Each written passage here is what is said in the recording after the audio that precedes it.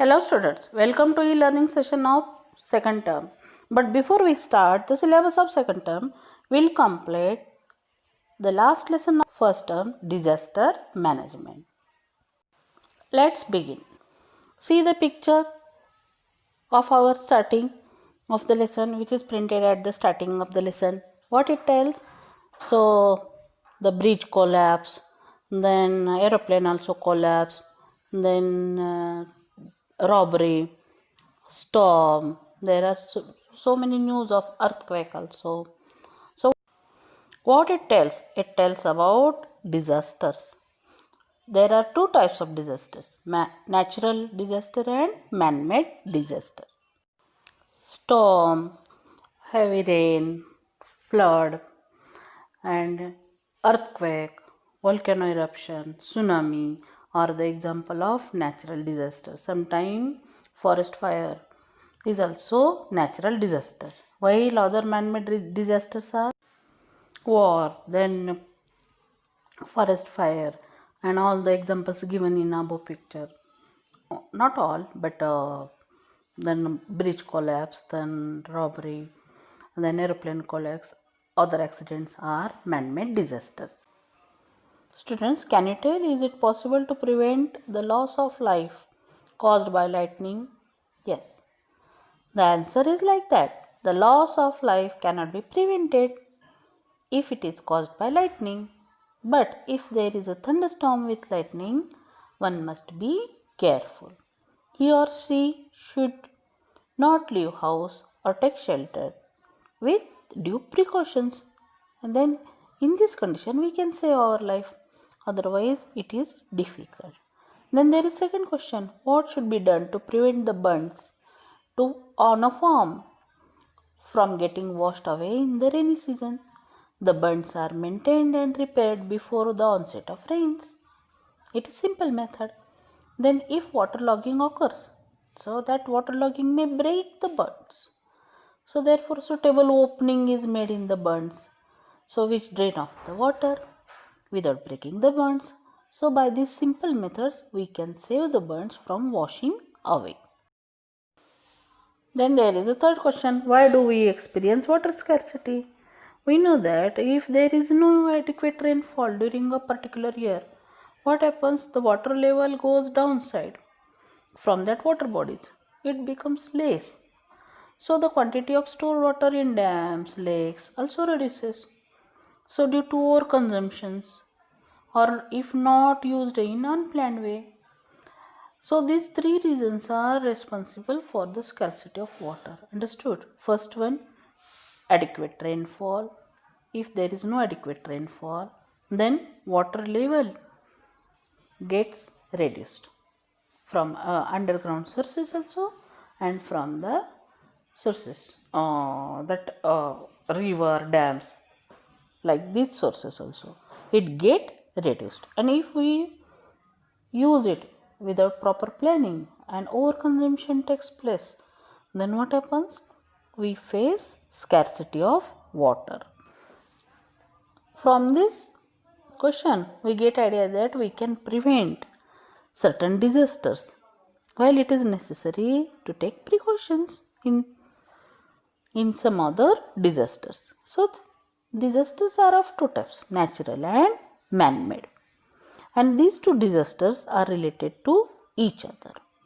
Which are natural disasters? As I told you, famine, lightning strikes, cloudbursts, storms, all these are natural disasters, along with tsunami, volcano eruption, storm, then heavy rains. So there is a possibility of loss of life and damage to the property in such natural calamities. Now what happens? We'll learn one by one. When natural calamity occur, how to deal with it, and then how to prevent the loss of life and property. So such management to prevent these losses is called as disaster management. So we'll understand how to take care and prevent these losses during famine. First we'll understand causes. What is famine? Then causes, Then what is responsible for famine, and then disaster management of famine. Students, what do you see in the picture? The farmer is sitting on the land, dry land. Okay, what it tells? The texture of the land tells us that there is a scarcity of water. There is no water. That's why the soil or land becomes flaky. Students, what is meant by famine? Famine is a condition which arises due to long-term and severe scarcity of food grains and water. It can be severe, very severe. Although famine is a natural phenomena, but there are famine condition is also created by some human activities. We'll understand with the help of causes of famine. Causes of famine: drought, heavy rains and flood, crops getting washed away or damaged in the flood, environmental changes such as temperature change, storms, cold waves or fog, damage of crops by animals like mice and rats, attack of pests, locusts or diseases of crops, a natural calamity like earthquake, etc. are some of the causes of famine. Of this, drought is the main cause. Man-made causes of famine include war, internal unrest, absence of transport routes, uncontrolled population growth are the man-made causes. Drought. This condition occurs due to scarcity of water when there is no rain continuously for 3-4 years or more than it. Then we face drought. Heavy rains when uh, heavy rains occur, at that time crops get washed away and there are no food grains for eating. Such condition also leads to famine. Then flood, due to flood also crops getting washed away. At that time also we face famine. And then environmental changes. If temperature is below the normal temperature, then at that time crops may fall victim of certain pests and we do not get proper yield. And if temperature is higher than the requirement of the crops, then crops get dry. So storms also, due to storms standing crops falls and they dries. Sometimes cold waves or fogs also responsible and they damage the crops. So, and then when the grains are ready during harvesting, crops may attacked by mice and rats. At that time also we face scarcity of food grains, and scarcity of food grains leads to famine. I hope you understood very well the causes of famine, that is natural disaster. How it is a natural disaster. Famines are not new phenomena. The problems of drinking water, food, fodder for animals occurred during historic period also. Chhatrapati Shivaji Maharaj and Chhatrapati Shahu Maharaj, they implemented many schemes to overcome this shortage of their time. So their water supply and water storage schemes are ideal even in today's circumstances. Students, disasters always leads to loss of life and loss of property. So famine is also a disaster, natural disasters. So there are records of loss of life caused by severe famines in various parts of the world. It also affected India and China in the past. So what are the reasons for famine? Are we responsible for the famine? We know that water storage is increasing as the balance between rainfall and population is disturbed. This is the main cause. Then second one, though there has been a very high rise in the production of food grains as a result of the green revolution, the balance of the environment has been lost due to use of chemical fertilizers, pesticides and weedicides. So as these fertilizers, they leads to the pollution, it also affects the quality and production. Besides this, there are many reasons like unlimited lifting of water, then erosion of land and misuse of water. So, unlimited lifting of water is for home, for our daily course, then for industries, then sugar industries and paper industries need lot of water. And population is growing on large scale, so it is also reason for famine. Erosion of land means the loss of soil cover due to rain, wind. It's called as erosion. So erosion affects the fertility of the soil. Soil becomes less fertile or land becomes less fertile when soil erosion takes place. And the last reason is misuse of water. So due to these reasons, we suffer from famine, and it has how to tackle this effects. famine. So we have to make a plan to face this famine. First one, planned usage of water and reuse of water. Second one, proper planning of water conservation and harvesting of the local level. Then large scale plantation of trees and prevention of deforestation. And last one, making appropriate changes in plans taking into account the weather forecasts helps to face this challenge, and we can overcome from this adverse effect. See, these are the slogans to make the people aware about the importance of water and to use the water carefully and properly. Students, before we start second natural disaster cloudburst, first we'll observe the video of cloudburst. This is the video of cloudburst. So what is cloudburst? Sometimes the water coming down from the rain clouds does not reach the land because of high temperature on the land. This rainwater vaporizes and go back into the clouds. So as a result of high amount of water vapor in those clouds,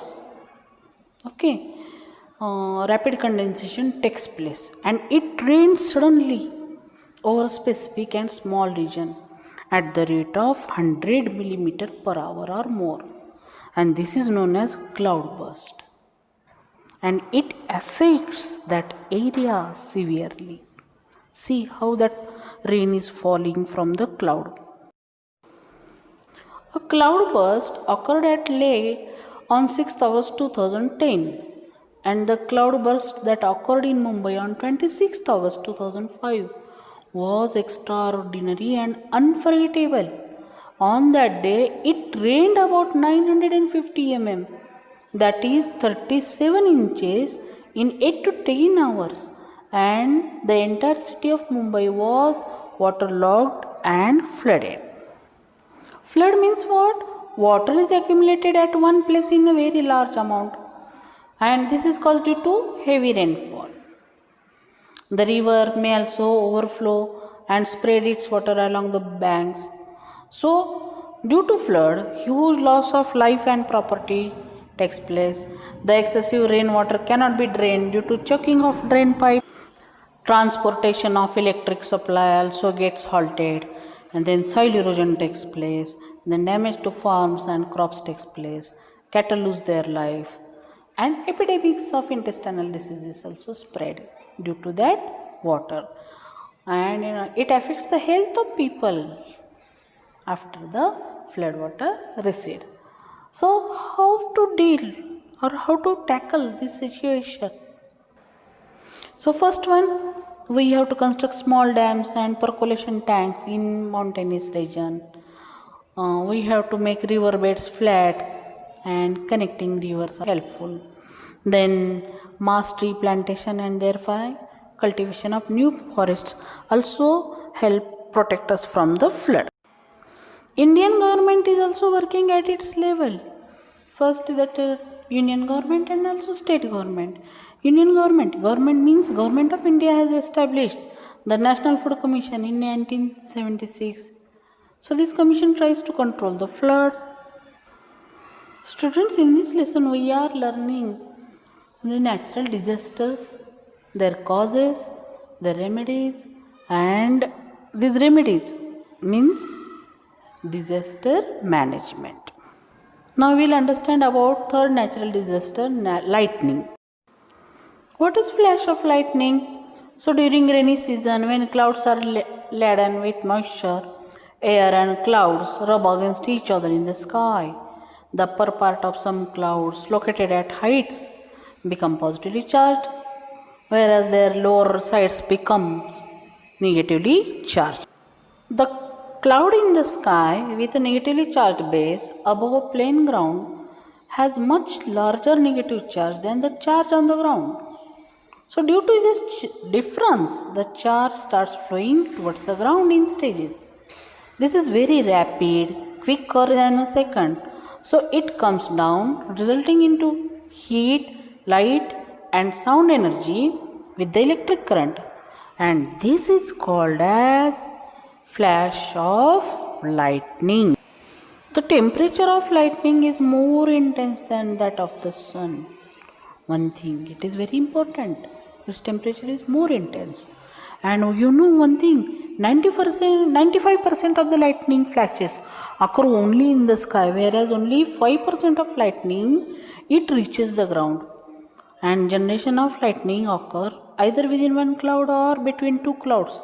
Sometimes it takes place between a cloud and the ground, that we learned just now. In the atmosphere, about 40 lightning flashes occur per second. So there is very high temperature due to lightning. This causes sudden expansion of the air under high pressure, which results in the loud thundering. Students, generally lightning strikes maximally on the open ground. The chances of lightning falling on the open ground are higher than that of under the tree or near water. At high places or near tall objects, the chances of lightning strike are much higher. Lightning can kill a person, or there are long-term harmful effects. So immediate treatment of lightning affected persons is essential to save their life. Proper precautions should be taken during thunderstorms. So do not take shelter at proper places during thunderstorms. So as a result we can save ourselves. Now the precautions during thunderstorm. Do not stand on open ground or below a tree. Then do not go to high location or climb a tree. Do not stand near an electric pole or a telephone pole or tower, etc. Do not lean on wired fences around a farm, a compound, a garden, or a house. If you are on a two-wheeler, a bicycle, a tractor, or a boat, get off immediately and go to a safe place. Do not gather all together in one place. Take care to keep a distance of 15 feet between any two persons. Do not use plugged in electrical appliances. Do not use a mobile, a telephone. Stand on dry wood or a plastic sheet, sack or a jute cloth or dry leaves. So these leaves or this jute cloth or plastic sheet protect you from the adverse effects. Keeping your feet together, support yourself on the soles of your feet, placing your hands on your knees and crouch low. Swimmers or fishermen should immediately come out of the water. A pakka house is the safest place. Find out if there is a lightning conductor on any tall building near your house. If necessary, get a lightning conductor fitted on your house. It protects you from lightning.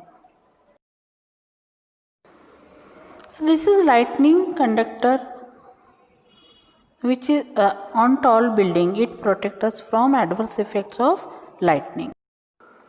See how it works. Now the lower part of the cloud is having negative charge. So this lightning positive charge is near that conductor tall building. So when the lightning strikes, what happens? This conductor is having lightning rod. So this huge amount of charge passes through that rod into the ground without damaging the building. So it saves the life of the people and it also saves the life of the property. Understood? So in this way, these lightning conductors protect us from the adverse effects of lightning.